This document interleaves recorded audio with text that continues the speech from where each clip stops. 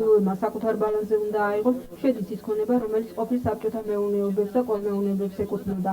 აგრეთვე ის შენობა ნაგებობანი, რომელიც ადგილობრივი თვითმმართველობის ტერიტორიაზეა განთავსებული. ადგილობრივ თვითმმართველობებს უკვე ეცნობათ აღნიშნული კანონის შესახებ. თუმცა, როგორც ისინი აცხადებენ, ეს კანონი დაგვიანებულია, რადგანაც ობიექტების უმრავლესობა პრივატიზებულია, დანგრეულია ან დატაცებული.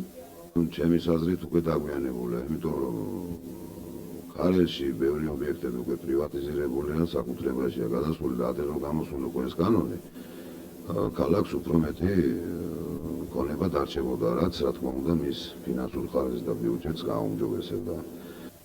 თუმცა, როგორც ქალაქის ხელმძღვანელობა აცხადებს, ის ქონება, რომელიც ჯერ კიდევ შეიძლება აიღონ ბალანსზე, ამის შესახებ აუცილებლად შეიტანენ საჭირო განაცხად პრივატიზაციის განყოფილებაში. კანონის დაგვიანების შესახებ საუბრობენ ქონების აღრიცხვისა და პრივატიზაციის განყოფილებაში და აღნიშნავენ, რომ კანონი მიწისა და ბუნებრივი რესურსების გარდა საკრებულოების ტერიტორიაზე არსებულ ყველანაირ ქონებას ეხება.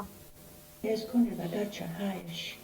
კი, ვარეგულირებდით როგორღაც, რომ იქ ადგილობრივ მმართველობის ორგანოებს ვავალებდით, რომ ურიეგდოთ ის, მაგრამ მაინც ცნობილი მოვლენების გამო მოხდა ბევრი მათგანის დანიავებაც და დატაცებაც. დაუდგენელი პირების მიერ.